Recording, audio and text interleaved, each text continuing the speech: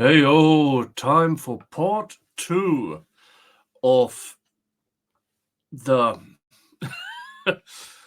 whatever was going on Friday's cross-examination and rebuttal of Miss Bennett. And prosecution did a huge boo-boo. So that and more on this show. Welcome.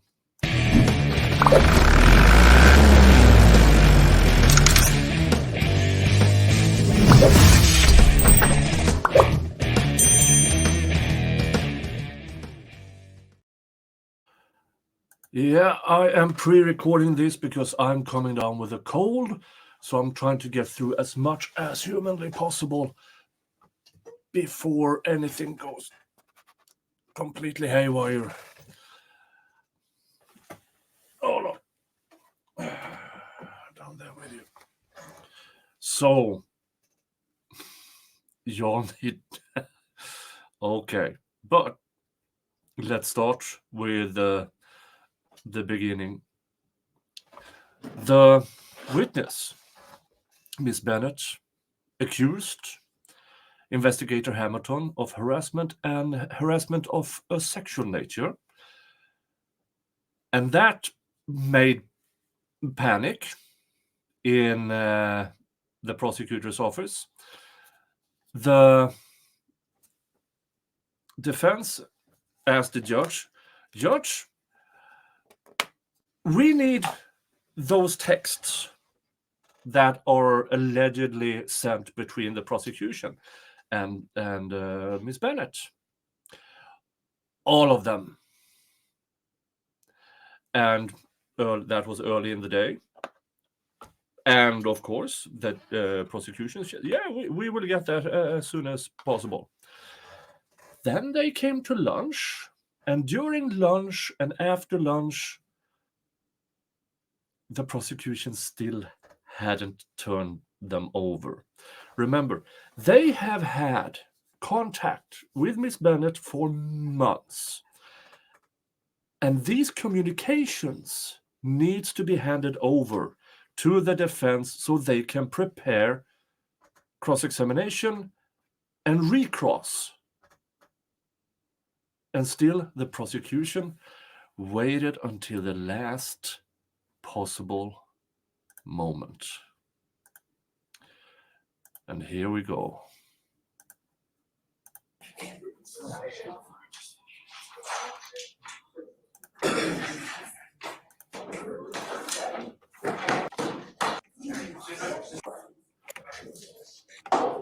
So, all right, do we have all our participants at this point in time?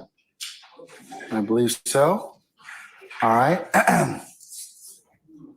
Ms. Bennett, Well, her back? before she comes in, something I want to address. Close the door, please.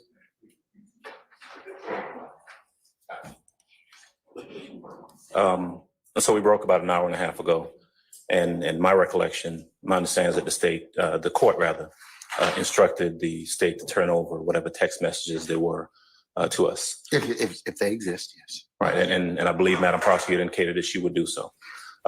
We've not received any text messages whatsoever. I would like to have those before I recross Ms. Bennett. And then we did receive a correspondence from the state. They sent us a video, so they had time to send us something in regards to her arrest on the day before yesterday. But we do not have any of those text messages, and I would like those turned over to us prior to my recross of Ms. Bennett. Do we have any such messages, Ms. Love? Screenshots. Those can't be tampered with. Now, screenshots, yeah, those are good if there is trust between the prosecution and the defense. Of course, we trust the prosecution to hand over everything. Here's the thing. This is during Miss Bennett's testimony. And you hadn't turned anything over. anything about your messaging back and forth with Miss Bennett. Anything. When can we have this done by?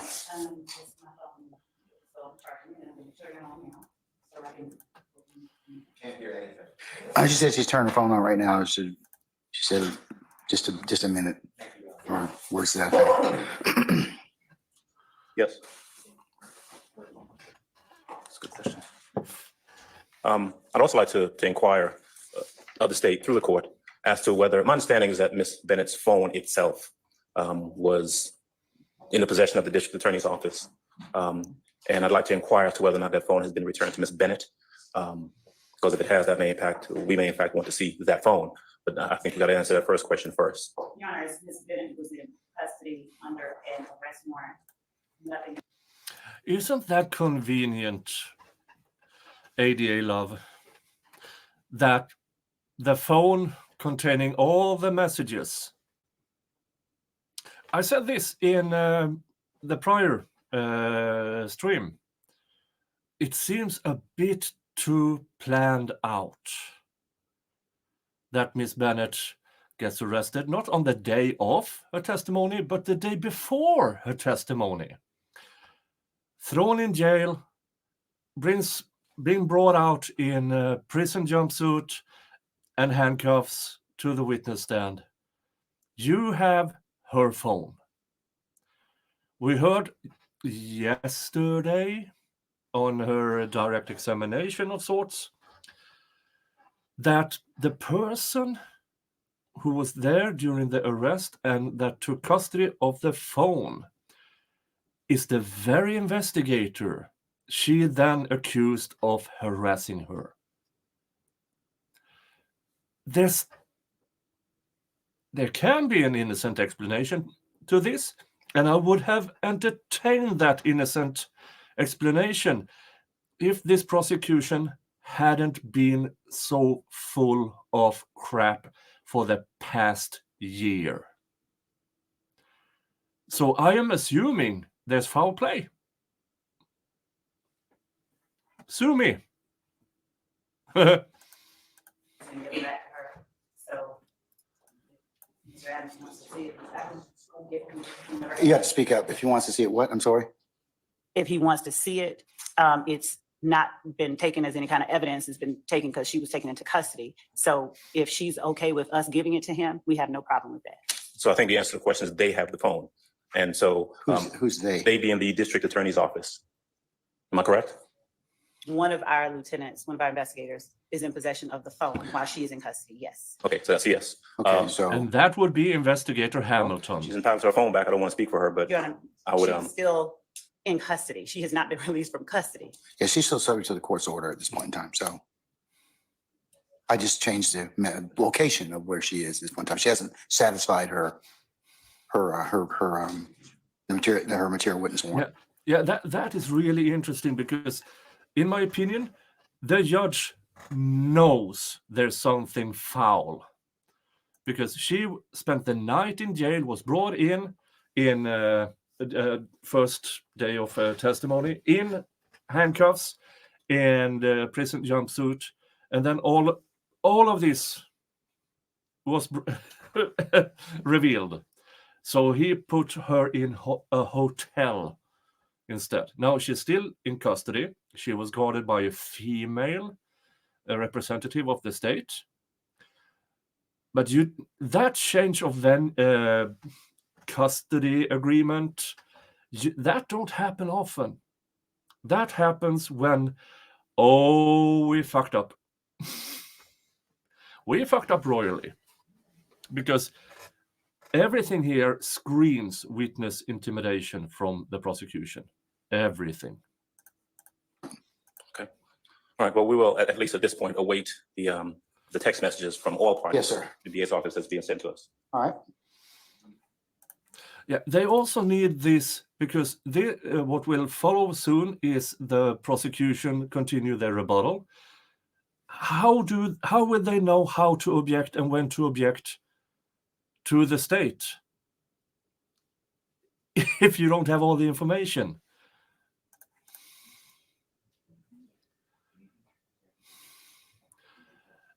And Does the court have any objection to us requesting of Ms. Bennett, when she is released from custody, whether we can have her phone?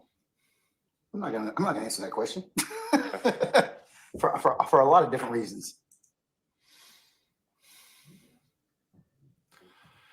yeah, and what happens now is a long time, a long time of the prosecution scrambling to get everything to the defense, which they should have provided with them long before. Ms. Love, let me know when that task has been completed, okay? Yes, Your Honor. Yeah, and the judge is kind of pissed off because remember, he has blamed the defense for delaying everything. This is all on the state of this delay. They were supposed to have Detective Quinn back on the stand on this very day. Well, that's not going to happen. So let's speed up a bit. Instruction for, Your Honor, may we request of the court an instruction for any communication between Mr. Defendant Williams' counsel and Ms. Bennett, since they have opted into reciprocal discovery? This is foul play. This is an attempt from Ms. Love to get a hold of what the defense has. She knows this has already been heard on, which was denied, because the rules does not allow the state to have work product handed over. And one of the reasons it's still work product for the defense is because the state haven't released their information to the defense.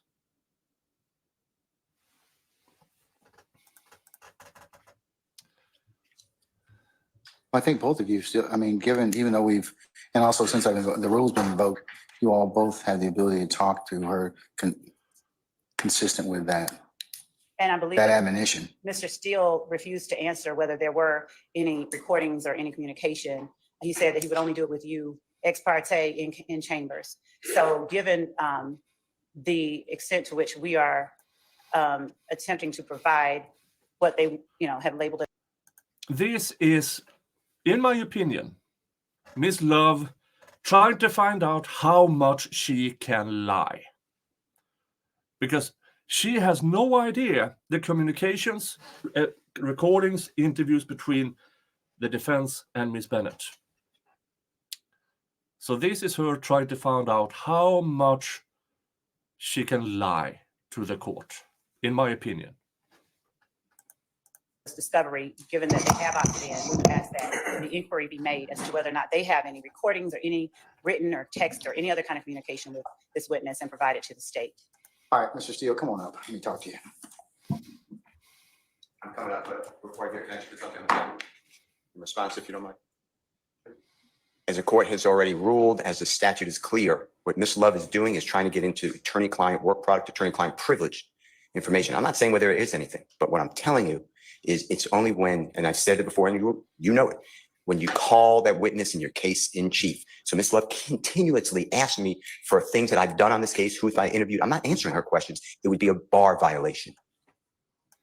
Yeah, this is not only a violation, this is a bar violation. She knows damn well she's not allowed these things. And she asks for it anyway, which in severe cases constitutes the defense to actually make a bar complaint. This is the deep waters Ms. Love is fishing at. Your Honor, if I may respond, I don't know why it is that Mr. Steele posits such things to the court that it would be attorney-client privilege if he. Before we get into all that, I think that, and I already, Ms. Love, it isn't his case in chief yet. So if he decides to do that, then he has a duty and obligation under Title 17 to turn that over. But I think at this point in time, it's a little premature. Well, Your Honor, the reason that I'm saying that is that the witness is on the stand. This whole process is a search for the truth. It is patently. Again, in my personal opinion, this is Miss Love trying to find out how much she can lie to the court. Not in the interest of justice for Mr. Steele to be able to have interviews, conversations with people who are now on the stand. It's not as if they may be called or may not be called. And then the reason, Miss Love, is because you haven't handed information over to the defense, which you are obligated to do.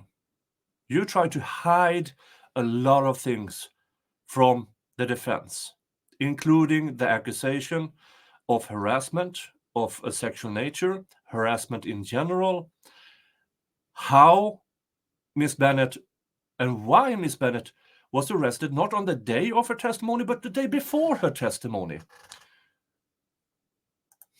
hold back communications. We don't know what she said. We don't know if he said anything. I'd ask that the court, since he would say it to the court ex parte, that the court inquire whether there are anything, and if there are written, recorded communications, that the court conduct an in-camera examination of them. And if it is something that the state is entitled to have, that the state be allowed to have that. It is not supposed to be a process where one side flies blind as to what the other one had. Oh, Miss Love, you continuously try to blindside the defense on an almost daily basis. And now you're whining about the defense not handing over a defense work product that may or may not be attorney-client privileged. Now, Miss Bennett is not Mr. Steele's client, but he represents Mr. Williams. And what he does may or may not be information that Mr. Williams has given Mr. Steele. That makes it attorney-client privileged information work product. And she so desperately wants to find out. And here's the thing, the rules do not allow it. And so I believe that the court has the discretion to order defense counsel to turn over if there are recorded interviews with, if there are things that implicate or deal with the witness who's currently on the stand. The defendant has an obligation, I believe, to provide that to the state as they are examining the witness, regardless of the fact that they don't want to call her back in their case in chief. It leaves much to be desired of the search for the truth if they're allowed to conceal things while the state is complying with its obligation to show its You entire have hand. to comply it. Under Title 17, that's how it's written. It says in case in chief. So while I understand what you're positing, Ms. Love, I disagree with its applicability at this point in time. So at this point, upon further reflection, I don't really need to inquire about it as of yet. But I will should the need arise. But at this point, since the defense in no way is obligated to present anything, I'll wait till such time as it becomes right for my consideration Yes, Your Honor. over your objection, Ms. Love. Thank you. Okay? Yes, Your Honor. All right. Have we sent all of the, No, I'm getting up from everybody's trying to organize, so they will have it before. Yeah, and now that the prosecution is desperately trying to find, because Ms. Love have contact other parties of the prosecution, the investigator. There's a bunch of people who now has to hand over their messaging with Miss Bennett. And here's the thing, and you might find out, I will try to avoid spoilers here, you might find out that there are some pleasantries. But here's the thing, pleasantries can all, no matter how nice you write it, if you do it over and over and over and over and over again for a year, that can still be harassment, however nice you play it. Because we don't know what was said outside of the text messages. We have no idea. Yet. Maybe. For Mr. Adams. Prosecutor. I I'd like him to be, I mean, just keep, continue to work on it, because I'd like that to occur before.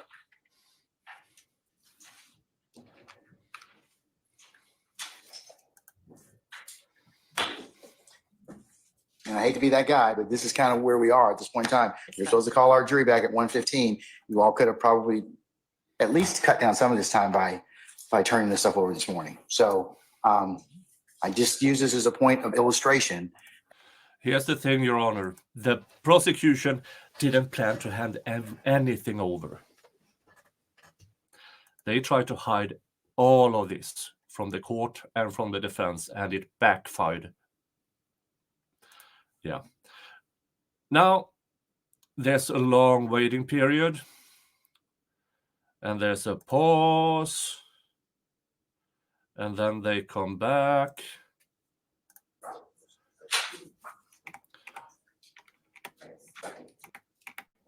Jury out, 'cause I don't want to preface you. You good, sir? Yeah, I do have something I want to address before we bring the jury out, 'cause I don't want to. All right, well, Ms. Bennett's still not with us. Okay, so, All all right. right, counsel, can we have your attention, please? Can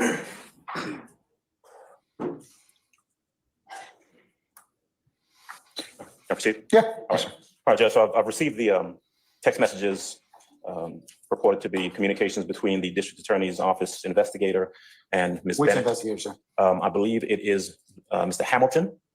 And there are also communications for Ms. Bennett between who I believe to be Investigator Hamilton, but communicating with Ms. Bennett on Ms. Bennett's son's phone.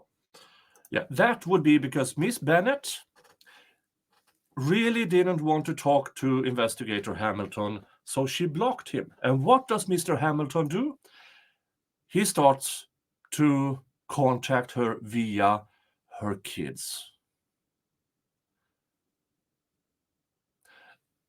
Here's the thing, in my opinion, if you really want that to talk to Miss Bennett, you should have called her in for an interview, which was recorded, that then could have been handed over to the defense all according to due process. But Investigator Hamilton, probably by order of A.D.A Love, didn't want to, because they wanted as little as possible that needed to be handed over, as in text messages, emails, recordings. We have seen this before in the Zachariah Anderson case, where Prosecutor Gravely, when he interviewed potential witnesses and witnesses in the Zachariah Anderson case, not one recording. And in the Zachariah Anderson case, the witnesses, after each interview with the district attorney Gravely, they changed their story. It is so much foul play when a district attorney refuses to do things properly, because then you know there's foul play. So those will be communications between Hamilton and Ms. Bennett, but on a different phone than the original one, if that makes sense. All right, Okay. so at any rate, I've got them. We've had a chance to review them. My intention is to go ahead and introduce these documents and use them in my, the actual text messages that we've gotten from the state, and use them in my recross of Ms. Bennett, so that we don't run into a problem with having to send a jury out again. I need to know whether or not there's going to be an objection, any foundational objections to these text messages of the state that I've gotten from the state, so we can address it. We don't have any problem with Mr. Adams wants to consider those as evidence. We intend to utilize them as well. So not at all. And since we gave you 2 minutes, it's relevant rights to whatever. Okay. Well, that's great. That's all. All right, summon Ms. Bennett, please.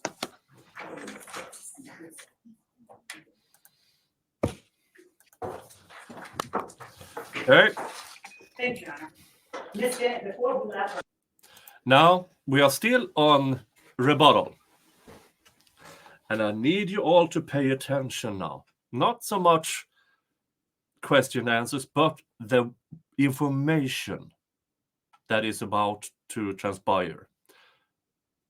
It has several layers to this, and I will reveal what that is later. You were telling the jury about the incident where the building in your apartment complex got shot up? And that you had come home late one night or early one morning, and your neighbors informed you of something. Would you please continue telling the jury what happened on the date you were referring to when you said the building in your apartment complex got shot up? Yeah, what is this? When you say the building, what do you mean? Exactly what I said. Do you remember I'm testifying? asking you what this means so I can answer your Do you question. remember testifying on cross-examination with Mr. Adams Mhm. that there was an occasion where a building in your apartment complex got shot up? Mhm. Tell the jury about that incident that you started talking about before we broke for lunch. That I said the building got hit.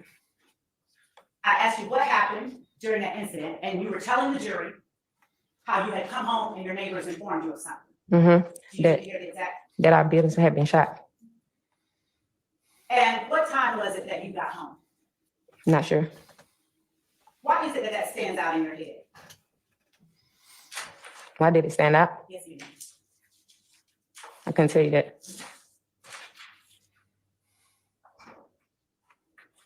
And is that incident one that happened in 2013? I think so. Did you report it to the police? Yeah, I think I called the police. Did you call them on your phone or did you do something else? Yeah, I called them. Did you call 911? Yes. And did someone come out?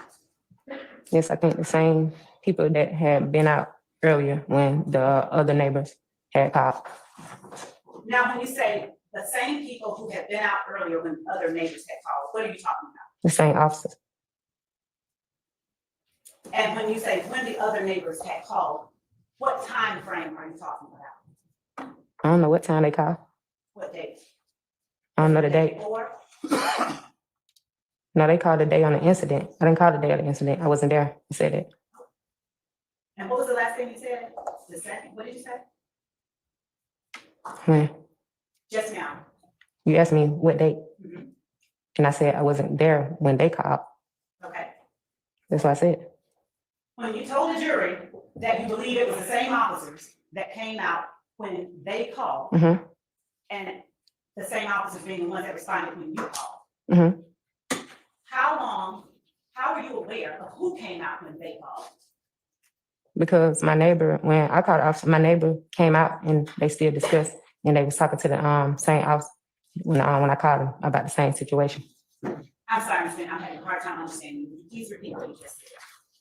I said when I called and they came, my neighbor came out and talked to the same officer that I was talking to about the same situation. How do you know what situation it was that your neighbor was talking to that officer about? You said the same officer. About the building that we're talking about. So did your neighbor tell you that she had talked to this officer before? I must sustain the objection now. What do you mean when you refer to this same officer that your neighbor had talked to, if you were not there when your neighbor talked to an officer? We're going to continue that objection as it calls for a response that involves this is And your honor, I'm gonna overrule the objection. Go ahead. please answer. What do you mean when you refer to the same officer that my neighbor talked to when you were not there when the officer reportedly talked to a neighbor? Yeah, but when I called, my neighbor came out and talked to that same officer. I knew it was the same officer because my neighbor had a card. Your neighbor had a car. Yeah, What was your neighbor's last name? I don't know her last name. What apartment number did your neighbor live in? I think she see. She's C. Yeah, Do you know the number? Was she in your same building? the building had the same number. So it's 908 Confederate Avenue, apartment C, No, it was 980. 980. Thank you for correcting. Confederate Avenue, apartment C, that your neighbor lived in? Yes, Thank you. What happened when the officer responded to your call? they came by. He asked, was anybody hurt? I told him it was no one present. I think they went in, if I can remember, and they looked around, and he gave me a paper because I told him I think I had to give it to the rent office to get things fixed. He gave you a paper that you gave to the rent office? Mhm. And what did that paper consist of? What was on that paper? Objection, Your Honor, hearsay. I send objection. Why did you give a paper to the rent office? To let the rent office know that officer came by. And what was the nature of that paper? Again, Your Honor. Your Honor, objection. I'm not offering it for the truth of what was on the paper, I'm offering it for what it was used for. Objection, relevance. And so, Your Honor, Hold on, I'm all over both objections of Mr. Matthews and Mr. Adams. thank you. What was on that paper? No, that's Stating- objection. That was objection. What was the nature of that paper? To get to the rent office. Was it a receipt, was it pictures, or was it something else? Was it a receipt? Was it a report? Was it- Yeah, a report. Okay. And so, is it your testimony that the same day or night, the same time that the officer responded to your 911 call, that officer on scene at that time gave you a report? Yeah, they gave me a report to give to the office. And that's what I did to get the things fixed in my home. Was it day or night that they came in? I think it was like evening, It was in the evening time? if I'm mistaken. I'm not sure.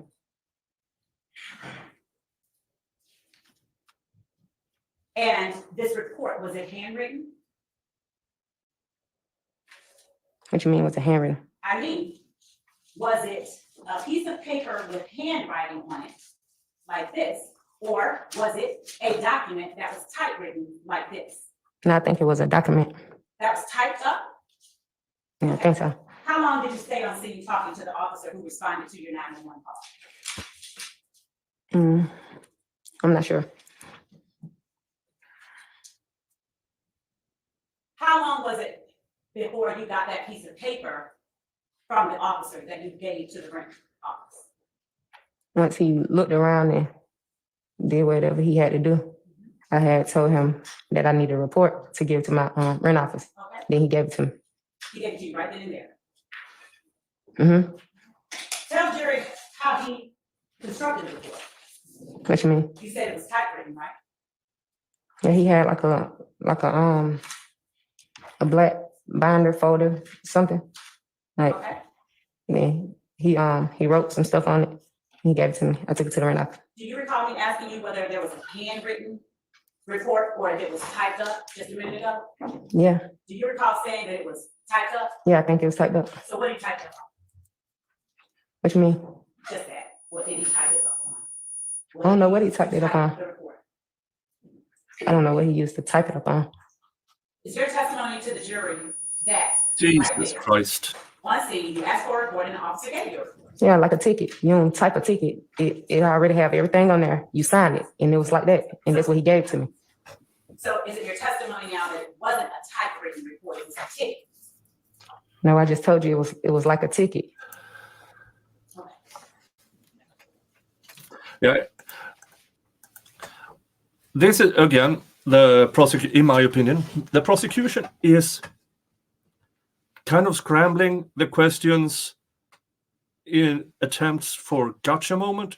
Remember, this is a civilian who you arrested a couple of days ago for what you claim is her refusing to show up, but you arrested her the day before she was supposed to show up. And now when was it a report? Sure. And it's really, in my opinion, disingenuous, this type of questioning, because it's splitting hairs. Because law enforcement knows the difference between a report and a ticket of sorts, and but civilians might not. Okay. Do you recall telling the jury just a second ago that it was a typewritten report? Objection, Your Honor, asked and answered. I stand objection. You asked me the same thing. Ms. Bennett, when the shooting occurred where your neighbor from apartment C came out, you were not at home, correct? When she came out, When the shooting occurred that you called 911 about, you were not at home. Is that your testimony? when she called, No, ma'am, when you called. yeah, she was on. I told you she came out. Were you at home when the shooting happened and you called 911 out? I told you I wasn't home, man. You already asked me that. Isn't it true that you were at a hotel? No, Where were you? I don't recall where I was at, but I wasn't at a hotel. What part of your apartment was hit with gunfire? I think, was it like my window? And I think one went through like the upper part or something, like the ceiling or something. I'm sorry, what now? The upper part, like the ceiling, and I think like the window. How many times was your apartment hit? I think 2. And the neighbor that went out and spoke with the officer, did she have any children? Yes, Did she have more than one child? Objection, Your Honor, relevance. Your Honor, I'll overrule the objection. did she have more than one child? yes, I think so. And do you know whether the children were adults or whether they were school-age children or infants like babies there? No, they was, I don't think the I have children no could be idea about adults. what That's two relevance different things, this but has. yeah, they were kids. I'm still my mom's child, so. Yeah, me too, but mine's not here. You know that. You said that. So this child, the one, at least one, was one of the children of your neighbor a male or were they all females? She had a son and I think 2 daughters. And was the son younger than the 2 daughters? I don't know the relevance at all No. to this. I think her son was her middle child. Yeah. And was the son, do you know whether the son was older or younger? Was the son in middle school or approximately what age? No, Was the son verbal? In other words, could the son talk? yes, And when the officer came out to talk to you about that shooting that happened when you were not at home, did you see whether or not your neighbor's son communicated with that officer? no, And forgive me for being obtuse, but when you're saying no, are you saying you did not see, or are you saying the son did not communicate with the officer? I didn't see the son come out and communicate with the officer. But you did see your neighbor talk to the officer. Yes, What was the last name of your neighbor? Objection, Your Honor. you asked me that. I told you I know. I sustain the objection. Thank you. I have no idea what's going on here. And for information, this part I've listened to before. Other parts I've heard about, and I haven't listened to it yet. I still have no idea what the prosecution is after with this line of questioning. It seems if they want this information, they should call the neighbor and ask that person, not Miss Bennett. But here we are. And how were the damages to your apartment? Did your apartment complex come to this? Yes,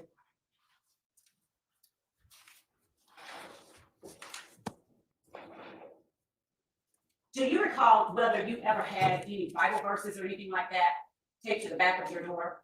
no, How many doors did your apartment have, your particular unit? 2, And was it a front and a back door? yes, And in relation to the front door in your apartment, which window was hit? the front, Did the front window face a particular street? yes, Which street did your front window face? the street that I lived on, Was that Confederate Avenue or was it a side or back street? Confederate. Did you ever see any bullets lodged in your wall or anything like that? Mm-mm. But you did observe the broken window? Yes, Now, was the window shattered completely out or something different? it was like, I think it was like a frame of it, like it was out. Like it was missing a part of it. Like, cause they was made in squares. Okay. Yeah. And when you say it was missing a part of it, was there a hole in a part of it or was all of the glass gone out of a part of it? That section of the glass, it was gone. And when you said that, you believe that the other bullet hit your ceiling or somewhere up top or up high, was there a hole in your ceiling or something else? Yes, it was a hole in it, like a scrape or something. I'm sorry. Yeah, I'm sorry, what did you say? I said it was like a hole, like a scrape or something. Scrape. Yeah.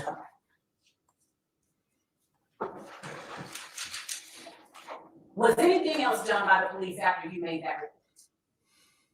To your knowledge? What you mean? Hold on. I was asking to her knowledge, was anything else done by the police after she made that? Overruled. Go ahead. What you mean by that? I mean, did anyone speak with you again from the police department about that shooting? No, Do you know whether, or did you receive any calls from the police department? no, To your knowledge, did anyone call you to try and help figure out who it was that shot at your apartment that day you were not home? Objection to this clarification. Your Honor. I'll sustain the question as to one for the time. Did anyone talk with you at all after that date about the incident where your window was shot and a hole or a scrape was placed in the upper part of your apartment? no, Did anyone ask you who may have been the person that shot at that building? no, And did you feel, were you okay with the fact that no one followed back up with you after that shooting? was I okay with it? Yes, ma'am. I wouldn't say I was okay with it, but it was nothing I can do about it. So it's fair to say then that you feel more should have been done after that shooting? I don't know what they could have did about it. Like, it was a random shooting and my building got shot. Understanding you don't know what else could have been done, do you believe that more should have been done to assist you after that shooting? Objection asked and answered. I sustain the objection. Yes, Your Honor. Now, you talked earlier about the phones that you had, or the phone number that you had. And am I correct that you testified that you have had that same number that you have now since, correct me when I'm wrong, I'm not saying it literally, since 2006? I believe so. What number is it? I don't want the whole number. What are the last 4 digits of the number that you had since 2006? I'm gonna object, I'll ask that. Basis, Can we approach this real quick? Real quick. I don't need to approach on this. Because I would ask that calendar present this particular question in the process of doesn't jeopardize this. That's why she's offering the last 4 digits, sir. All right. Ms. Bennett, what are the last 4 digits? I don't want the first 6, the last 4 digits of the phone number that you have had since 2006 that you told the jury about earlier. 4983. What? 4983. And 4983, that's the number that you and I communicated on, isn't it? Sure is. Now, Ms. Bennett, your son, he has a cell phone too, correct? Yes. And when I say your son, I'm talking about your 20-year-old. Are the last 4 digits of your son's number 0603? Yes. Ms. Bennett, can you tell me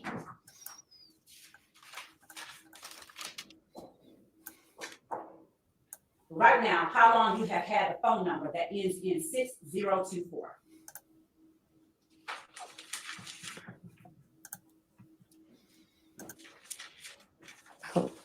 Objection, that's coming to evidence. Overruled. That, by the way, was the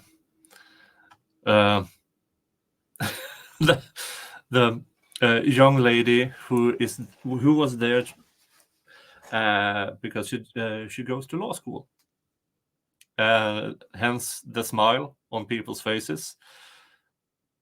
That's very interesting that she made that objection, inserting herself. And I believe that was proper. But yeah, hence the smiles. You know, sometimes, especially when you're young and full of I know things, you can't help yourself. And this might have been pre-planned. I don't know. If it was, good on you. If it wasn't, good on you.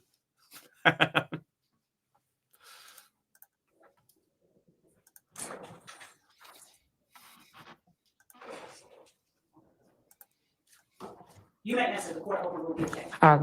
I think like, Objection grounds of foundation. You know what, Judge, if I may withdraw that last question. Ms. Bennett, isn't it true that you have a phone number that ends in 6024? yes, And isn't it true that that is not the same phone number that ends in 498?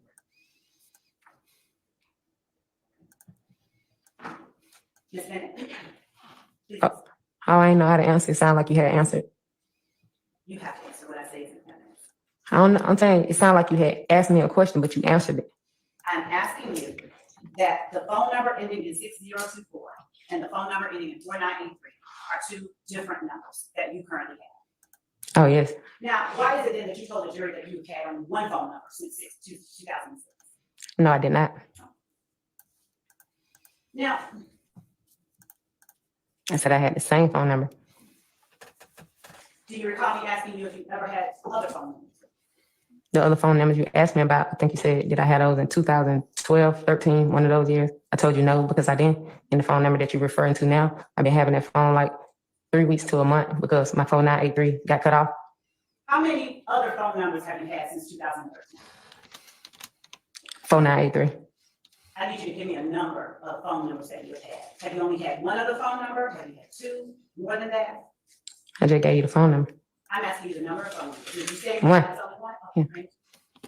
Now, I'm going to show you what I have marked as State's Exhibit 35 Alpha Alpha. And if you would just take a moment, do not read it out loud, just flip through it and read the messages that are displayed in that exhibit. Sure, Your Honor, we provided it for the defense, but I will, Ms. Bennett, may I hold this? This is the email that I sent to Ms. Adams. She said this, I just want to see it before she presents to the witness. And we're not asking you to publish it, Your Honor.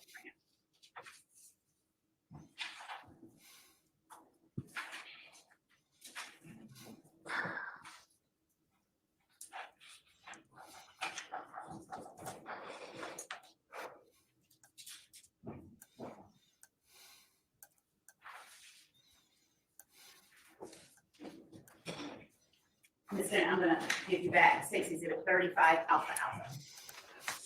Just take your time and read over the messages that are displayed in State's Exhibit 35 Alpha Alpha.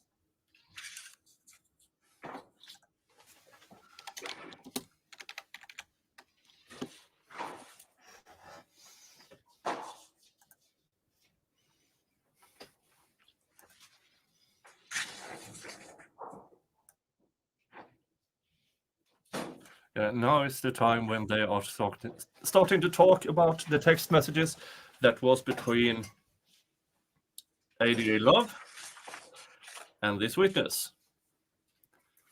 And remember what I said earlier?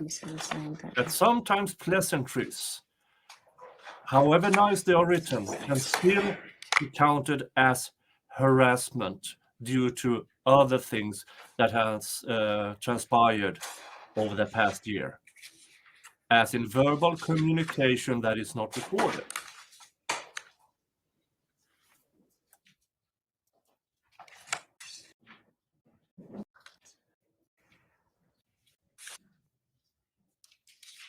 Speeding ahead a bit. And State's, Ms. Bennett, do you recognize the messages depicted in State's Exhibit 35 Alpha Alpha as the messages you and I exchanged from the time that I first met you up until the last message that I sent? Objection, calling down question. I stand as form. Do you recognize the messages displayed in State's Exhibit 35 Alpha Alpha? Yes. Are those messages reflective of the communication that we exchanged from when I first met you up until the last time or communicated? I wouldn't say the last time you met me, but yes, these are messages from me and you. Are there any text messages that you sent to me or received to me that are not reflected in State's 35 Alpha Is there any in there? No, because I ain't respond to you about that. No, ain't nothing in here that I seen that probably wasn't in there that I think of. So it's a fair statement that states exhibit. You have objection, Mr. Steele? Oh, Your Honor, the court, like for a witness to repeat it or for the Madam Court reporter to repeat what the response was. I can tell you what, she said I didn't respond to you on that. And I said that's probably. Could you repeat your answer, Ms. Bennett? I said I don't see anything that I sent to you that probably not in here. And so is it fair to say that State's Exhibit 35 Alpha Alpha contains all of the text message communications between you and me? I think so. So Ms. Bennett, let's start with the very last page of State's Exhibit 35 Alpha Alpha without reading anything out loud. Could you tell the jury whether or not the first time I met you was November 25th, 2023? Your Honor, I'm going to check this time. She can't read the document. It's not evidence. It's not evidence. I'm not asking her to read from it. I asked her to tell the jury whether the first time I met her was November 25th, 2023. unless your memory is being refreshed, then take up the document now. Yes, sir. You shouldn't have it in front of you. Ms. Bennett, do you recall that the first day you and I met was November 25th, 2023? I'm not sure if we met the day you sent me that text or did we meet after, because if the day you remember that text is dated and it say the 26th, not the Thank you for 25th. pointing that out. Will showing you this exhibit refresh your memory as to the first day that you met me? That should be the day I met you. You text me and we met up at the Wendy's. Let me ask you this, for the record, because it has to be clear. Will showing you States 35 Alpha Alpha refresh your memory about when we first met? I wouldn't say it would because you saying two different dates. What I'm saying is not evidence, I'm asking a question, that's all. Oh, okay, yeah. Okay. Would you take a look at States Exhibit 35 Alpha Alpha, the very last page? Do not read anything out loud. Excuse me. Starting at the top, reading the last page to yourself. And after you have finished, look up. And let me know.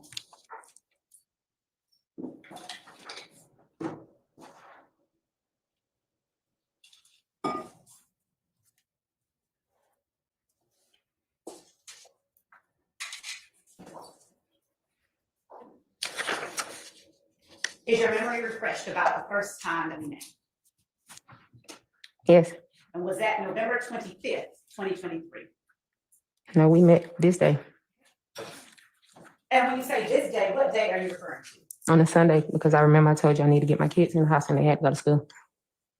Ms. Bennett, isn't it true that I sent you a text message on November 26th, 2023? Yes, it's right here. And isn't it true that that text message reads as follows? Hey, Ms. Bennett, this is Adriane Love. I'm going to object because she's reading from a document that's not evidence. Your Honor, I'm asking a question of the witness. She is reading the document. Your Honor, I'm gonna sustain the objection unless you lay some foundation down. Ms. Bennett, isn't it true that I sent you a message telling you that it was nice meeting you yesterday? Objection, Your Honor. Overrule. Isn't it true that I sent you? Now pay attention. This has more layers than you might expect when Ms. Love is starting to refer to things she sent to Ms. Bennett. Pleasantries. And these text messages are still not in evidence, in my opinion, so I believe that the objections are correct. But I also believe that, well, I kind of know that the defense is now, through their objections, are setting something up. And it will be interesting, I promise you. A text message saying that it was nice meeting you yesterday. You probably did, but not on this one. That's in front of me. Did you read it?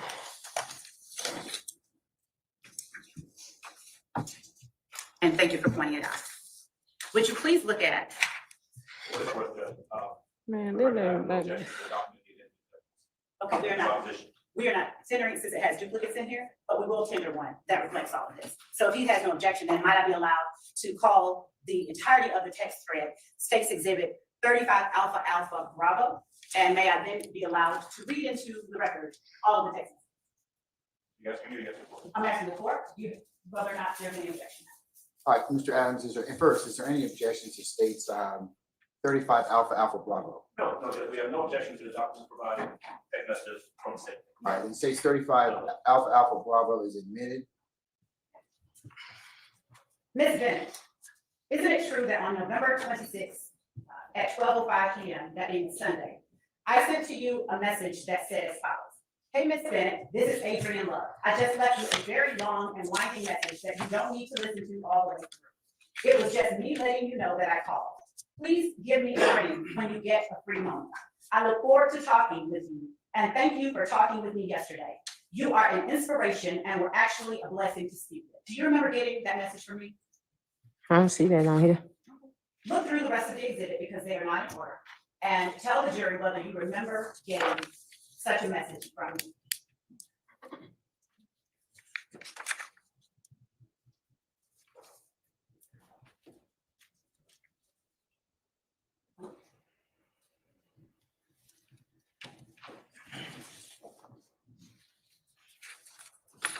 I see what you're saying on a different page. That's fine. I'm just asking you if you remember getting that message from me. Yeah, but I don't know when it's not dated in time like all the other messages. Is it apparent that it's a continuation of the one from the 26th? I don't know. It looked like all the rest of them, like they just been screenshotted and some with a date and the time and percentage of your phone and stuff like that. So you don't remember getting that message from me? No, I ain't say I don't remember. I just don't know when. Do you remember responding to me by saying as follows: "Aw, thank you so much. I was just catching up on my rest. I have a long day."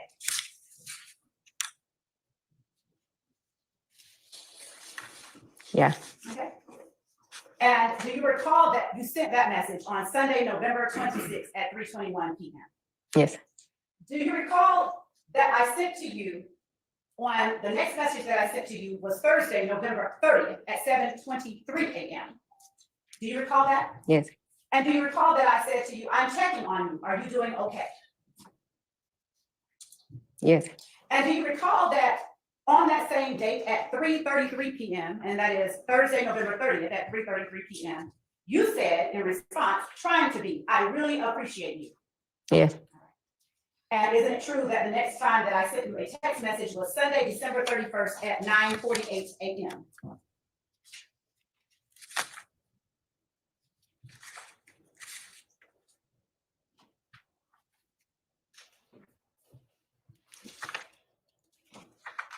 Yes. And isn't it true that that text message said "Happy New Year!" exclamation point, and then in parentheses apostrophe S-E with a smiley face? Yes. And isn't it true that on that same date, Sunday, December 31st at 1:19 p.m., you said "Thank you, same to you" in response? Yes.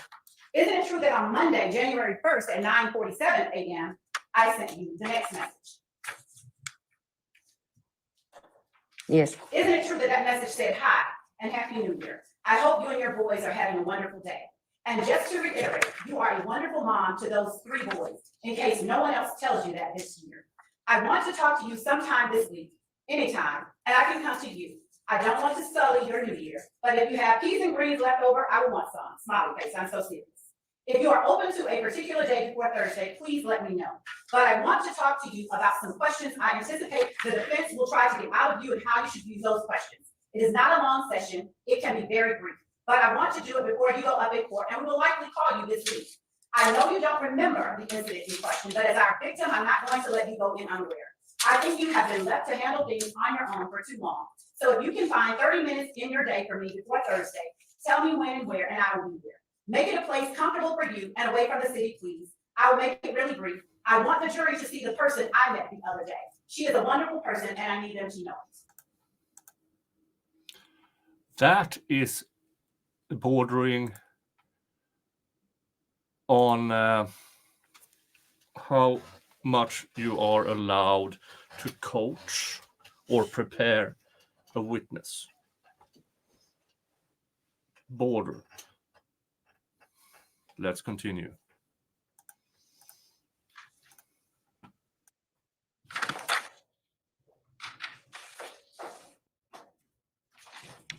Yes, I see that. And isn't it true that the next and final text message that I sent to you was sent on Thursday, January 18th at 10:06 a.m.? Yes, I see that. And isn't it true that that message was, "Good morning, Ms. Bennett. Are you available to meet with me today?" Yes, I say that. And isn't it true that you did not respond via text to either of the last two messages? I don't see no more. Do you recall responding to either of those two messages? I'm trying to remember when I met with you. Do you agree with me that it was Saturday, November 26, 2023? No, I'm talking about after this message when you asked to meet with me. We're talking about January 18th. Is the next time that you saw me outside in the hallway? Yeah, I'm trying to figure out what that day was. Do you recall that, or do you recall it being February 6th? I don't recall. I'm asking you what that date was. I can't testify. But if you don't recall, that's okay as well.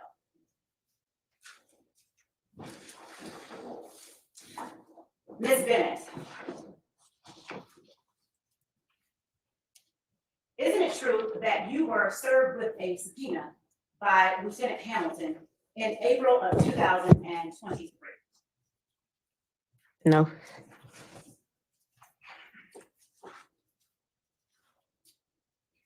Is it your testimony that didn't happen, or you don't recall? I don't recall that happened.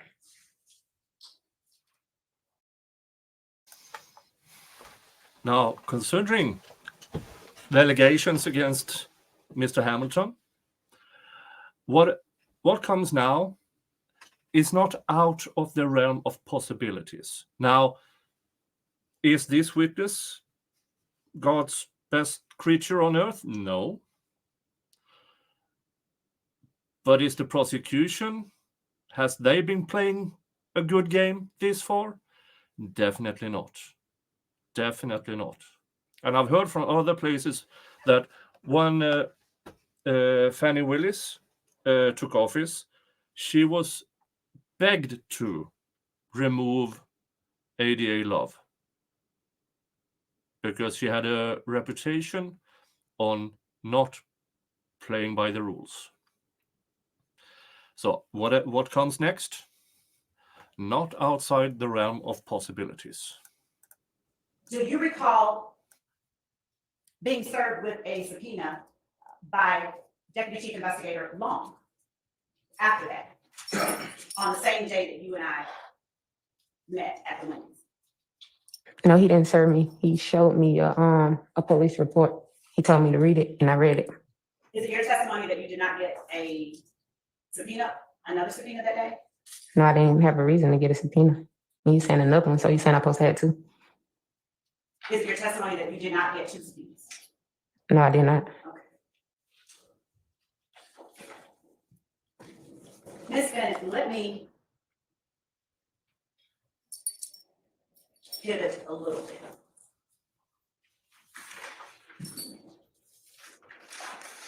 And ask you,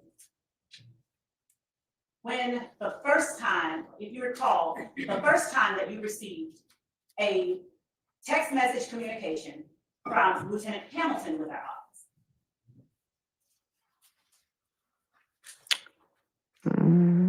I can't remember actually the date because I don't think he started to until like after that day I met you in the hall. What? I said I don't think he started testing until after the day I met you in the hall. Did you have access to your son's phone ending in 0603? No, my son do. Did your son indicate or tell you that he received a text message on Sunday, December 31st, 2023 at 9 a.m. from our office? No. I'm going to show you what I have marked as State's Exhibit 332 Alpha Alpha. And counsel, if you want to look at it. It's not.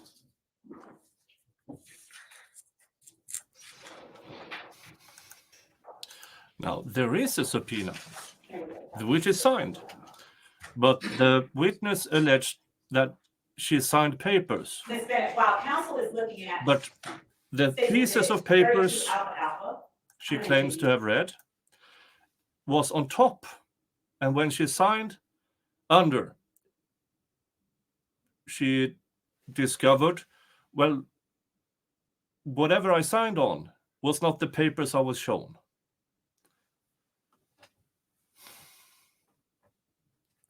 So there will be discussions, yada, yada. And let's skip ahead a bit. now, or no, that's not true. No, it's not a response. And isn't it true that on Friday, January the 5th, 2024, at 2:35 p.m., Deputy Chief Long sent you another text that said, hey, this is Investigator Long. After our meeting yesterday, we are anticipating that we will need your testimony around January the 22nd or January the 23rd. We are trying to give you time to make arrangements. I will let you know what time once we get closer to that date. One of the attorneys will be speaking with you prior to that date as well. Isn't it true? Yeah, the plan from the prosecutor was having her testify in January. We are now at the end of March. That's how poorly planned the prosecution's case is, how utterly ridiculous it has been so far, the weakness of the prosecution's case on top of that, and the amount of, in my opinion, misconduct from the prosecution's team that has done all of these delays, and the judge still blames the defense for it. It's ridiculous.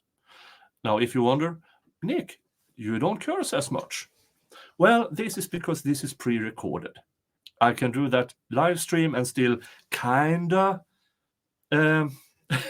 keep the monetization. I can't on a pre-recorded thing. Okay, that's why. So not as many curse words this time. That he sent you that text message on Friday, January 5th at 2:45 p.m. Yes. And you didn't respond via text, did you? No. Isn't it true that the next communication between you and that, why didn't you, let me ask you that, why didn't you respond? Yeah, you ain't never asked me that. Okay, I'm asking. Yeah. If I ain't responding, it must be something going on with my phone. Because at the time when he talked to me, because I never had a problem with him, I might have a problem with other people in his team, but it was definitely not him. So I didn't respond. So is it true that you didn't respond on January the 2nd? Not according to this paper, no, I did not. Do you recall responding on January the 2nd? No, I do not. And isn't it true that you did not respond on Friday, January the 5th? No, I did not. And on Wednesday, January the 31st, 2024, at 1:12 p.m., Deputy Chief Long sent you another text, didn't he? Yes. And in that text, he said, hello, it looks like we'll be getting to your testimony tomorrow afternoon. And if you flip to the next page, the attorney would like you to get here around 1:00 p.m. tomorrow, 185 Central Avenue, Atlanta, Georgia. It's on the subpoena. Yes. You didn't respond, did you? No. You didn't say what subpoena or anything like that, did you? No. All right. So Thursday, February the 1st, 2024, isn't it true that Deputy Chief Long sent you a text message saying, just confirming your attendance at 1, please confirm? Yes. You didn't respond to him then either on February the 1st, did you? No. Isn't it true that on Friday, February the 2nd, 2024, at 12:27 p.m., Deputy Chief Long said, hello, it's very important that you give me a call, thanks, via text message? Yes. Isn't it true that you didn't respond then either, did you? No. And by no, you mean you did not respond, correct? Yes. Isn't it true that on Monday, February the 5th at 3:06 p.m., Deputy Chief Long sent you another text message? Yes. And isn't it true that that text message said, 185 Central Avenue, Atlanta, Georgia, report time 9:30 a.m., courtroom 1C. Call me when you get here. I'm going to put you somewhere quiet until it's time to testify. Yes. Now, isn't it true that you responded to that? Yes. And if you flip to the next page, isn't it true that you told him in response, okay, I'm about to get a lawyer now. Because I keep telling y'all I don't have shit to say in y'all. And y'all keep harassing me and my family, but I'll be there at 9:30. Yes. Isn't it true that on Tuesday, February the 6th at 9:14 a.m., you said, or Deputy Chief Long sent you a text, good morning, let me know when you arrive, thanks. Yes. And the last message that Deputy Chief Long sent to you was this past Tuesday at 9:24 a.m., where he said, "Good morning, I hope all is well. What's your ETA?" Yes, And isn't it true that you read that message? yes, Why didn't you respond? because I didn't. I mean, we understand you didn't. Why didn't you? No, I just didn't respond. Is there any reason you didn't respond? Mm-mm. Ms. Bennett, you know what a snitch is, correct? You know what a snitch is, correct? Yes, And being a snitch, you don't consider that a good thing, do you? Objection has been answered. I'll overrule the objection. You may answer, please. I don't know if it probably be good or bad. What do you understand a snitch to be? I never was told if it was good or bad. What do you understand, regardless of what you were told? What do you understand a snitch to be? I told you. And on the streets, it's not good. You never want to be labeled as a snitch, right? I guess not. Here's the thing. Remember, the prosecution alleged that Mr. Bean was a snitch. Detective Quinn on the stand said he told Jeffrey Williams about Mr. Bean snitching on him. Now the prosecution alleges that Miss Bennett is a snitch because of the alleged report she made against these people. Now, here's a thought. If these people, the Williams, YSL, if they are these dangerous, how come nothing has ever happened to either Mr. Bean and Miss Bennett? Nothing. No reports of threats, no reports of actual trying to end them, no fights, nothing.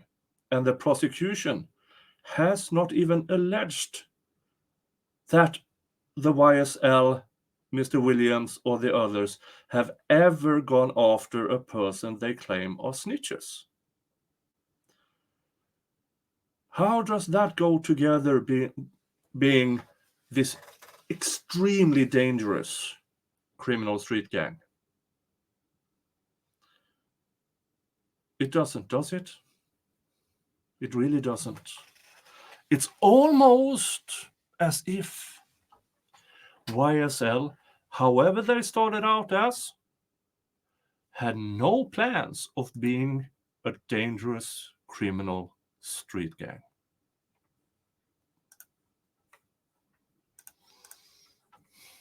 You heard the phrase snitches get stitches, right? It was a saying. Yeah, I heard that since I was little. What does that mean to you? I don't know. It was a saying that I heard since I was little. I don't believe everything I hear, so Fair I enough. can't tell you what it means. Did you have any understanding of that phrase? No, Now, you talked about having at least 2 phone numbers since 2006. Which number did you use to communicate with the customers that you sold to? The last 4 digits of that number. 438 for 93. Now,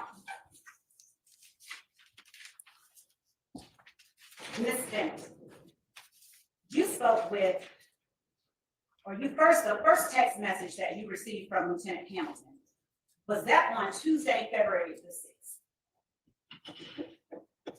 I'm not sure. Showing you State's Exhibit 34.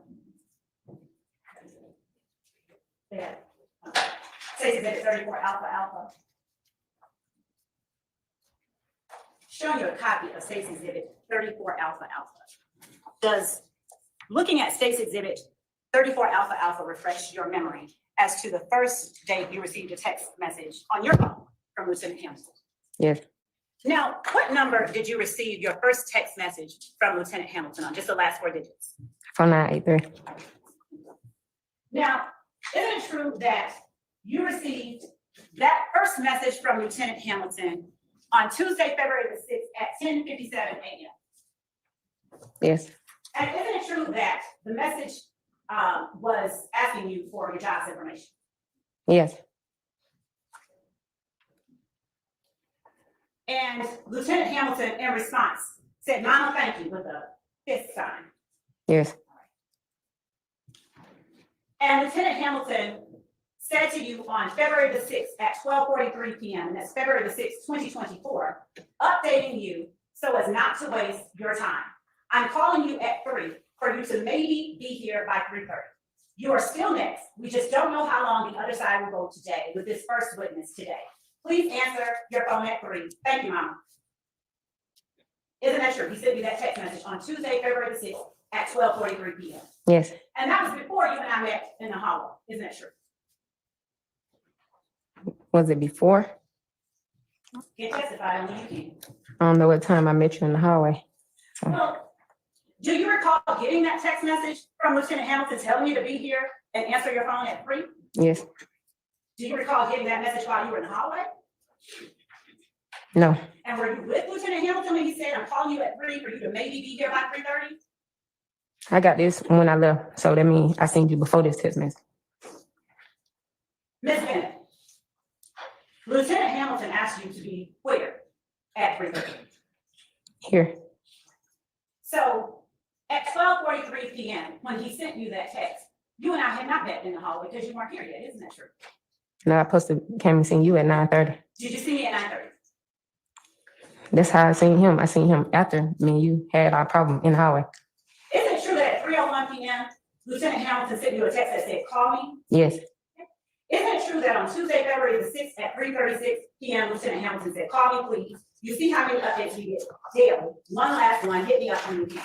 yes, And isn't it true that on Tuesday, February the 6th at 5:46 p.m., Lieutenant Hamilton sent to you a voice recording that was 53 seconds long? I don't know if I sent that or he sent that, but I see it on here. So it's your recollection that you told Lieutenant Hamilton that you were here. Yeah, I was here. Did you send him a text or did you call him? How did you alert him that you were here at court? I talked to him. You talked to him on the telephone, you didn't send him a text, is that correct? No, I didn't send him a text. And all of that was before 5:46 p.m., is that fair to say?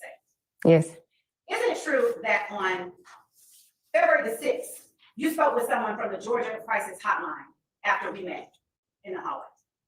yes. What did you all talk about? They asked me a couple questions, what was going on and what was triggering me, and that they was gonna. Not offer for the truth of the matter asserted, offer for the effect on the listener. Oh, objection. Mr. Matthews. Please continue. You may tell me. Basically. Now that I'll sustain. It's getting heated. Then, Your Honor, I'm going to assert that unless Ms. Bennett asserts that privilege, Mr. Adams has no rights, no standing to assert the privilege on behalf He's made an objection. of a witness. He's made an objection. I'm sustaining the objection. Ms. Bennett, isn't it true that it was after that call with the Georgia Crisis Hotline that you received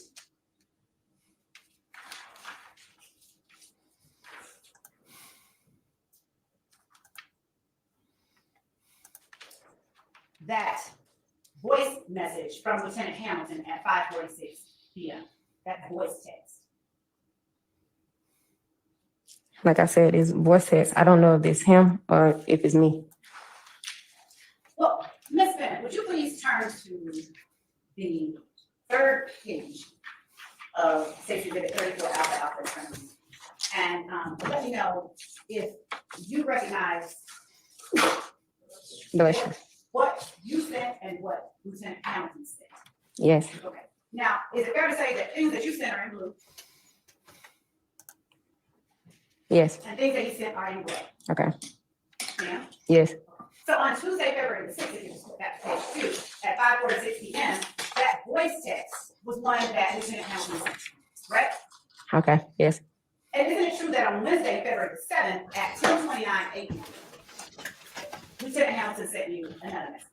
yes, Now, Isn't it true that that message was, "Good morning, Mom, I hope you slept well. Again, don't come at 1:30. I have a feeling the defense will keep the same witness from yesterday, all day again today. I'll give you an update at 3 p.m. You will most likely go up tomorrow morning. I'll talk to you soon." Yes, And isn't it true that on Wednesday, February the 7th at 3:08 p.m., Lieutenant Hamilton sent you a text that said, "Call me, please"? yes, And isn't it true that on Wednesday, February the 7th at 5:48 p.m., Lieutenant Hamilton sent you a text that said, "Call me one more time, then I'm out of your hair for the night"? yes, Isn't it true that all of this communication came after you expressed that you did not want to talk with me and you were tired of talking to people from the district attorney's office? Yeah, that does not mean she's not going to show up. That means leave me the F alone. Stop badgering me. Stop trying to influence me how to conduct my testimony. Just stop. All of this should have been handed over to the defense prior to you taking the stand. Instead, you forgot that these are material that is supposed to be handed over. That's not a coincidence. This is you actively hiding evidence of your conduct, your attempts to influence this witness to the defense. repeat it. Isn't it true that this text communication on February the 7th, 5:48 p.m. was sent after you had expressed yourself that you no longer wanted to talk to me and you were tired of talking to people from the district attorney's office? Was it sent before? Isn't it true that this text was sent after you had expressed all those things? Oh, no. You didn't express those things on February the 6th when you were in the hallway? Yes, when I seen him. So you did express that you didn't want to talk to me and you were tired of talking to people in the district attorney's office. No, I just said I And was take tired of the talking to you fucking hint. because you had made me angry Okay. And how did I make you angry? about you was discussing some things that you told me like when I met you at Wendy's, you remember we had a discussion and some things you said that we wasn't going to talk about again. I guess it's supposed to be personal things between us and you did anyway. So I guess I can say you lied. Isn't it true that when I sat down next to you, the first thing that I did was ask you how you were doing? And I remember like, because you had me so heated that day. Isn't it true that you told me in that moment, Isn't it true that you told me in that moment?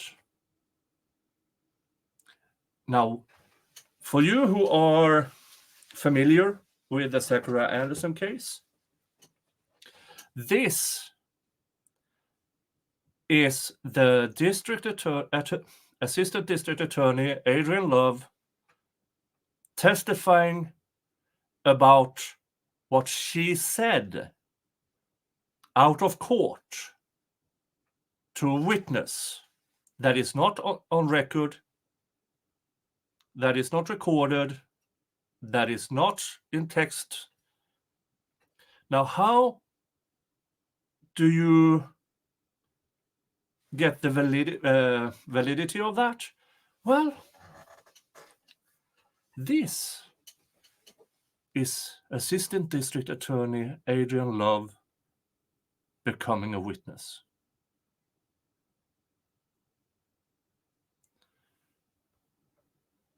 See how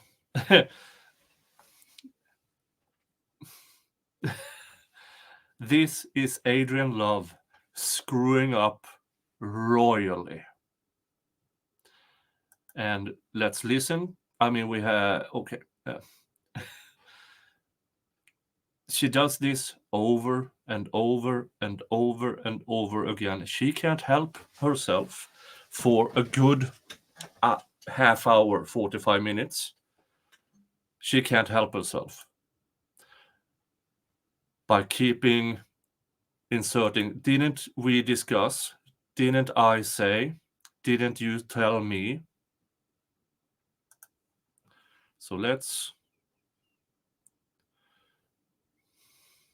as you can see here, I'm really feeling like I just want to harm myself. Yeah, and stuff like that. Maybe not 45 minutes, but then they went on a break.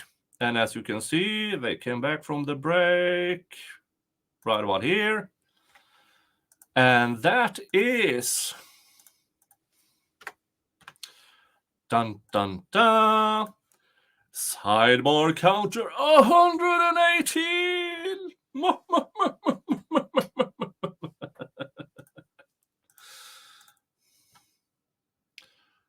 Let's speed ahead.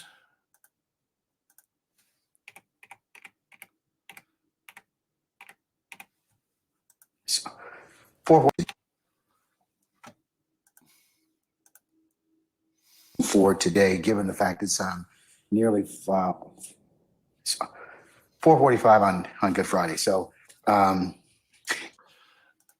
Yeah, this is what the judge did on Thursday as well. More or less prematurely ended the court day. This doesn't look good, Judge. and I don't know how much, even though both councils have indicated their length of time of 45 minutes and 20 minutes respectively. That's only a guess, and I'm apt to double that, given my years of prognostication with you all as council. So we're not going to finish this evening, and what I'd like to do is just go ahead and recess for now. The other thing that we discussed was the issue of our status of our witness, Ms. Bennett, and I'm going to call her in just a second and talk with her about modification of her current situation to potentially put her on an ankle monitor and let her stay at her house. So that's what I'm going to do. Which is bullshit.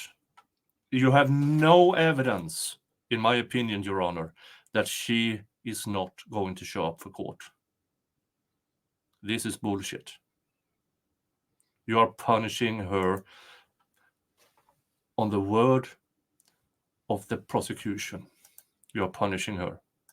First, by allowing her to take the stand on the first day in jail clothes and shackles.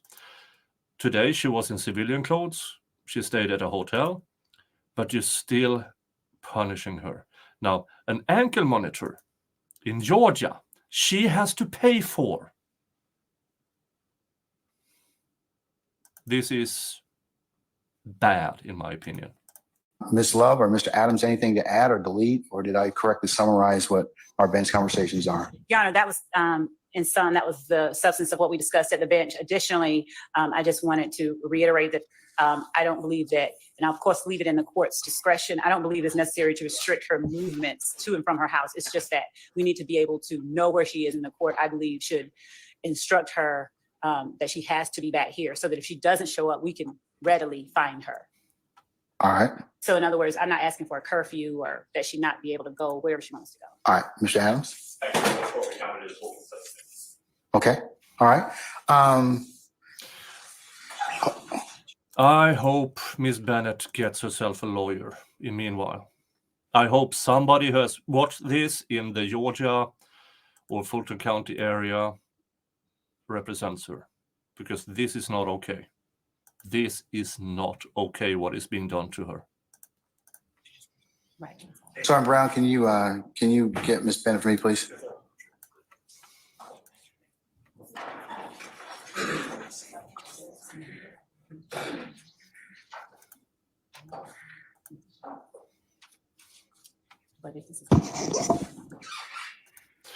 Yeah. All right, Ms. Bennett, good afternoon. I just wanted to, I'm Judge Glenn, you know that.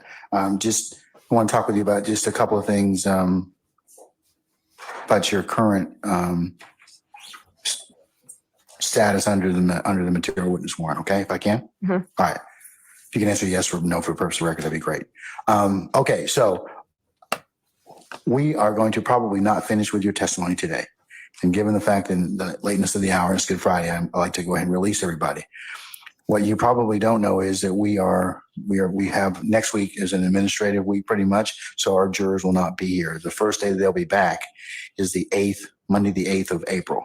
So what I'd like to do is I'd like to have a discussion with you about coming back to court on the 8th of April.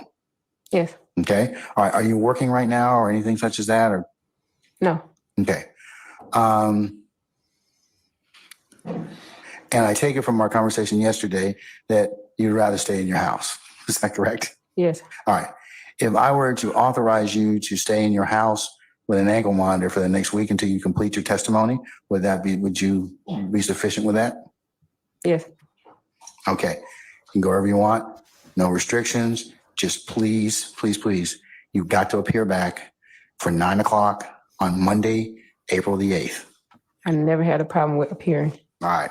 Well, here's the thing. It's Yeah, Your Honor.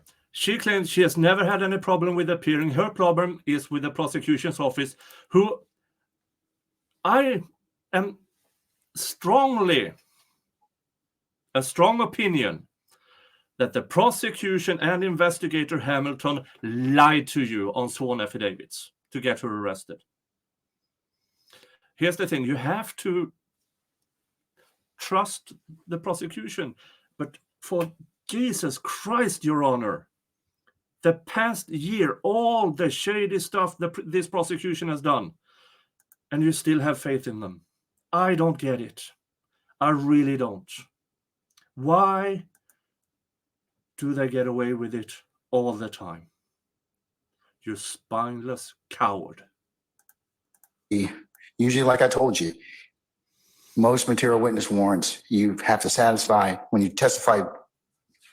When you complete your testimony that's required of the person that subpoenaed you, that satisfies the conditions. But since you're not done, this is just a least restrictive manner so that you don't have to spend time in the jail. Okay? Okay. All right. Okay. Any questions of me about this? No, sir. All right. We're going to get you hooked up with the ankle monitor, and we will see you on what day? On the 8th At what time? at 9 o'clock. Yes, ma'am.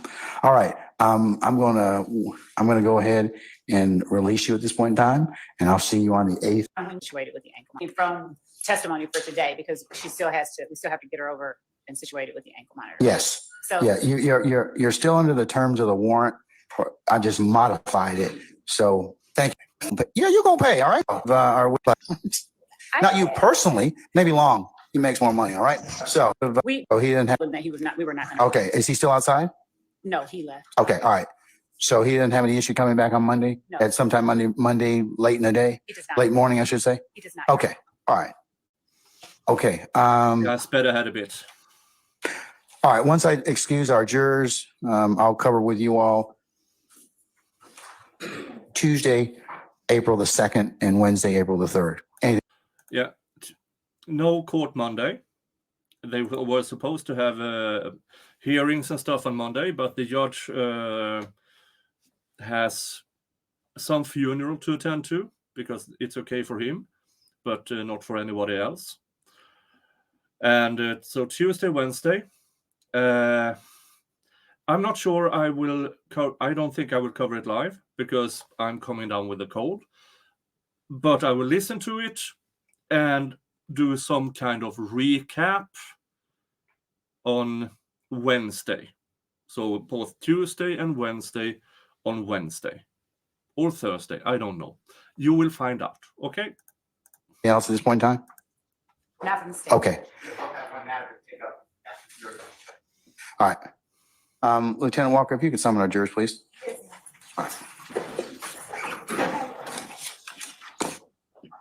In the trial, and you should not attribute that to anyone. Okay. Now I hope the extremely. All right, ladies and gentlemen, please be seated. Now I hope. Oh, this will be good.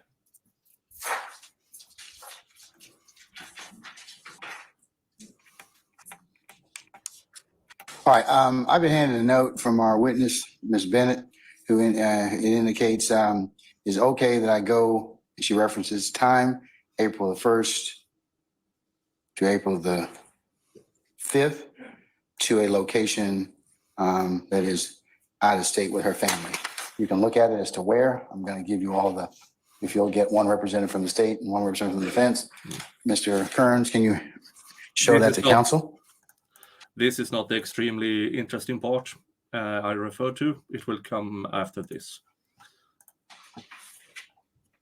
Your Honor, and just so the court is aware, the state has no objection to her being allowed to visit. We just ask that she give to the Fulton County Sheriff's Office exactly where it is that she's going, and that she understand that because the court has personal jurisdiction over her, the court can and will issue a warrant for her arrest if she fails to appear, regardless of what's. Anything on behalf of any defense counsels? Nothing on behalf of Ms. Lewis. Okay. All right. Can we have Ms. Bennett return, please? Where you ended for you. Speaking ahead. The address. Turn in your listening devices. That'd be great.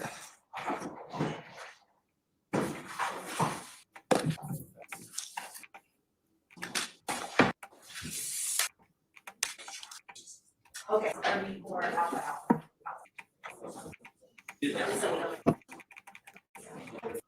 We're waiting for this.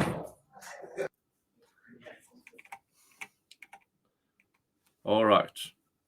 This is what we've been waiting for an hour and a half. At the earliest opportunity for the court to consider.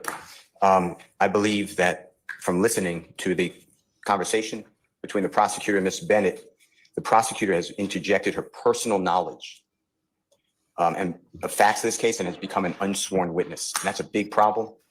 And that's what it's called, unsworn witness problem, because the lawyer is making factual assertions without being sworn. And when the lawyer is a prosecutor, that error goes to the heart of fundamental fairness and due process of law, and thus is a constitutional issue. Mr. Williams and the others cannot receive a fair trial, because what has really happened, Your Honor, and this, I'll give you the cases, what really happened is now the jury has to determine, is Ms. Bennett truthful or is Ms. Prosecutor truthful? And that's not the way it's supposed to be. A lawyer shall not assert personal knowledge of facts and issue except when testifying as a witness. Generally, the law prohibits a lawyer from acting as an advocate at trial where the lawyer is also becoming a witness. There is no doubt that assertions of fact from counsel as to the content of prior conversations with a witness have the effect of making a witness of the lawyer and allowing his or her credibility to be substituted for that of the witness. This practice is improper. And Your Honor, in Turner TUR NER versus Louisiana, that's 379 US 466. It's at 472 through 473. It's 1965 US Supreme Court. In a constitutional sense, trial by jury in a criminal case is necessarily implies a. Yeah, 1965. This has been the statute for almost 65, for almost 60 years. And Adriane Love, Assistant District Attorney, fucked up royally by inserting her personal knowledge and made the jury decide, is the witness credible or the prosecutor credible? That's not allowed and hasn't been for 60 damn years. The very least that the evidence developed against the accused shall come from the witness stand in a public forum with full judicial Not yet. with full judicial protection of the accused's right of confrontation and cross-examination by counsel. It's also a bar rule, and it's Georgia Rule of Professional Conduct 3.7 comment 2, and as well as a Georgia Rule of Professional Responsibility and Conduct 8.4 A1. A lawyer can. Yeah, not only did she violate a Supreme Court statute, she violated Georgia bar rule, Georgia ethical rules of professional responsibility. She made all the mistakes because she thinks she can get away with it. Not do indirectly what it cannot do directly, meaning the lawyer can't take the witness stand and become the advocate, and that's exactly what happened now. There are private conversations that we have not heard about between Ms. Bennett and the prosecutor. Ms. Bennett alluded to that on 2 occasions and said, you breached your word to me because it's supposed to be private. I don't know what those conversations were, except one is definitely dealing with a parent, it sounds like. There were several series of questions by the prosecutor. Isn't it true you told me? And then a separate section was, isn't it true that I told you? And whatever it is. And here the prosecutor at issue repeatedly and specifically referenced conversations between herself and Ms. Bennett in a vehicle and on a courthouse bench, with the prosecutor repeating the statements. The prosecutor relied upon her own unsworn repudiation or statement of what the witness's statements were, and we cannot confront her. In United States versus Locascio, L-O-C-A-S-C-I-O, and that's 6 F3rd 924 at 934, Your Honor. It's the Second Circuit 1993 case. Your Honor, this is the John Gotti case. The Second Circuit wrote that the unsworn witness problem arises when the attorney was a participant in events to be explained at trial, and therefore the attorney may convey firsthand knowledge of events without being sworn as a witness, and therefore not subject to cross-examination. That is not allowed. Mr. Williams asserts that he is entitled to cross-examination of the prosecutor, because now what has happened is the prosecutor has put the weight of the state, the pride of the state of Georgia behind her words. We can't cross-examine her. This is from Dillon, D-I-L-L-O-N versus Kentucky. It is 475 Southwest 3D, page 1, 2015. The lawyer is not excusable in making any statement of fact outside of the evidence in which may be in the slightest degree prejudicial to the rights of the accused. In this case, the Commonwealth's attorney, not as a witness, made a statement of fact which flatly contradicted the witness in the minds of the jury. It made the witness look like she is perjuring herself. There was a plain course for the Commonwealth's attorney to pursue, either to introduce himself or judge, and it says Horman, H-O-R-M-A-N, as a witness to contradict. But in seeking to take this course, he should have kept silent as to what occurred in the witness room, for the reason that a repetition of it, not under oath, in the hearing of the jury was incompetent evidence and of the character very damaging to the rights of appellant, which doubtless left an unfavorable impression in the minds of the jury, notwithstanding the admonishment of the court. Your Honor, in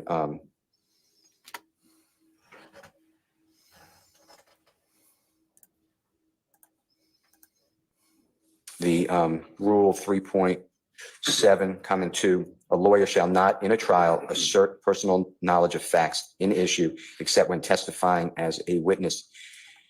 Generally, a lawyer must be prohibited from acting as an advocate at trial where the lawyer is likely to be a necessary witness. I'm raising that early. This is a very serious issue. But here, I don't know how we got here. But all I know is I sit there and I see text messages between the prosecutor and a witness that are now in evidence, and the prosecutor saying, didn't you tell me, et cetera. I'm not going to repeat, of course. But that is my motion. And my motion is that for whatever reason that was done, the state of Georgia has caused one of their prosecutors that now has to be lifted from this case. If not, I am moving for a mistrial because I cannot cross-examine an unsworn witness. Lastly, Your Honor, it's a separate issue. I would like the phone of Ms. Bennett to be returned to her because I believe, based upon what I'm hearing, that there is exculpatory information on that phone. That phone is being held by the Fulton County DA's office. I have not seen the process that this court ordered, but I did see a video. And I will tell you that according to the video that I saw, I may be wrong, but according to the video I saw, Ms. Bennett did not have her phone on her when she's arrested, so it should not have been put in property. And it's not in property, it's with the DA's office. And I'd like to look at that phone if Ms. Bennett allows me. I don't have any other way to do it. But without having it, I can't ask her for it because she doesn't have it. So the phone was taken from her before the video started, either or after it ended. We don't know. There's no evidence to this court handed over to the defense on how the phone got into the district attorney's office possession.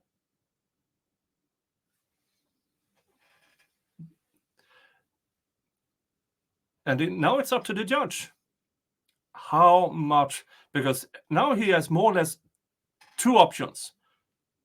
Remove Ms. Love from the prosecution or accept the mistrial. And this is a mistrial due to prosecutional misconduct. And if he does that, this case is over. This is on the prosecution's end. That cannot be held against the defendants. So, but we don't know how the judge will react to this.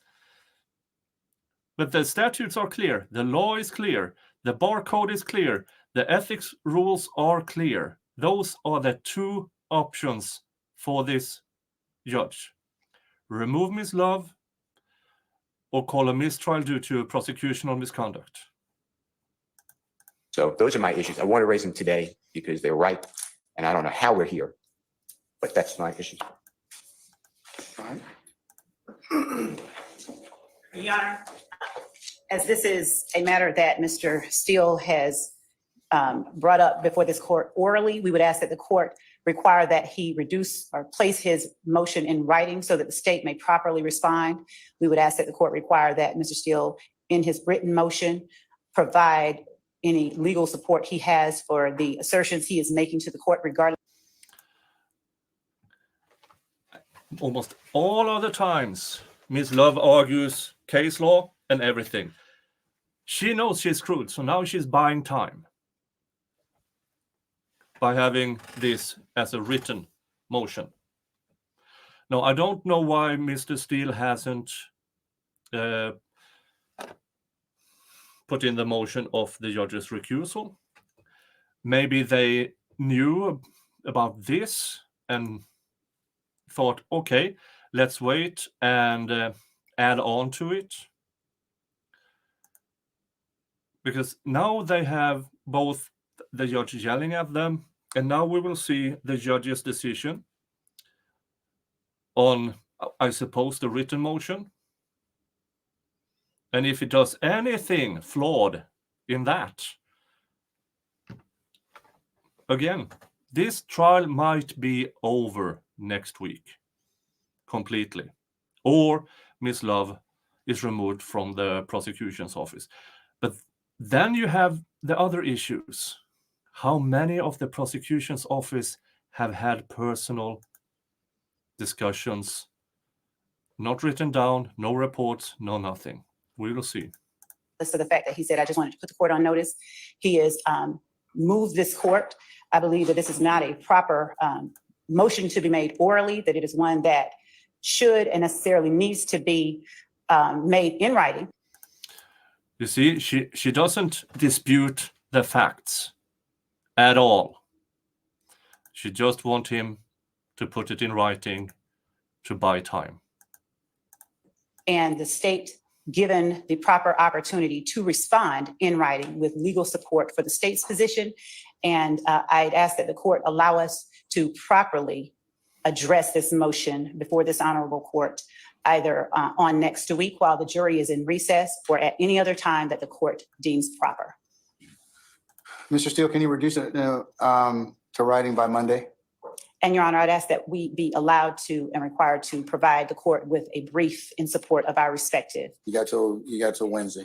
Thank you. That is Wednesday, perfect. Mr. Steele's going to turn in his written product to or file it by the 1st of April. You'll need to turn in yours by the 3rd. Thank you, Judge. Yeah. Motion from the defense, Monday. Response from the state, Wednesday. That is what we have to look forward to. And he will be briefing his argument. I need a written motion. I concur. I agree with the state that it needs to be put in writing. Your assertions and allegations, Mr. Steele, and then I'll let the state respond to that, and then I'll hear argument on that issue appropriately and enter an order to that effect. All right, that's the first thing. That covers that.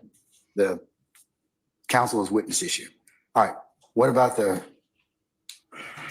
Ms. Bennett's phone? I think the same thing, Mr. Steele. It's probably going to need to be put in writing. At this point, what I could do is do your damn job, Judge. How about that?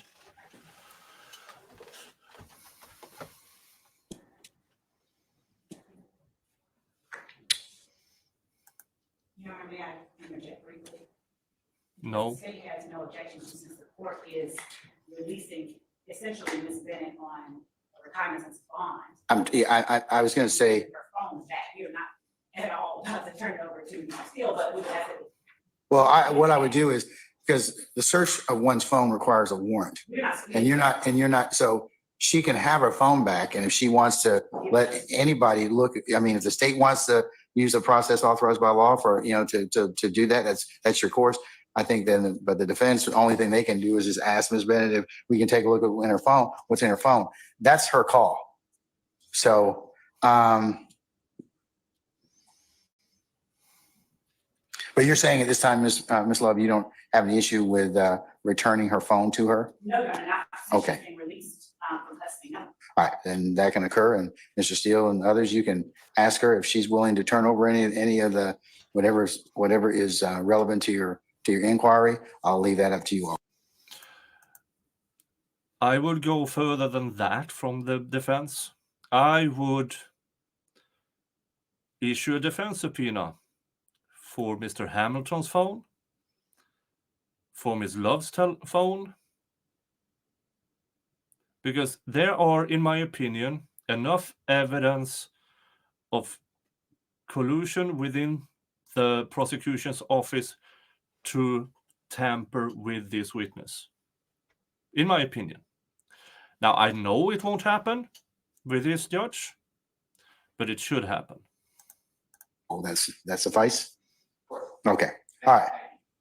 Okay, so, Mr. Weinstein, before the day is out, did you complete your order?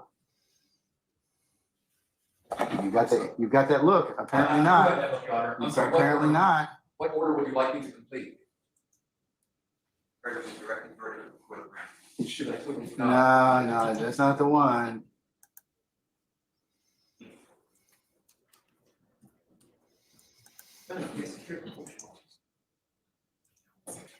Oh, well, whatever it is, not that important anymore. So that was the prosecution fucking up completely.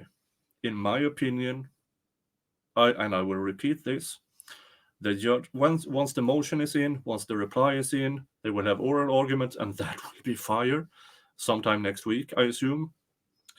The judge has only two options: remove Ms. Love or accept a mistrial.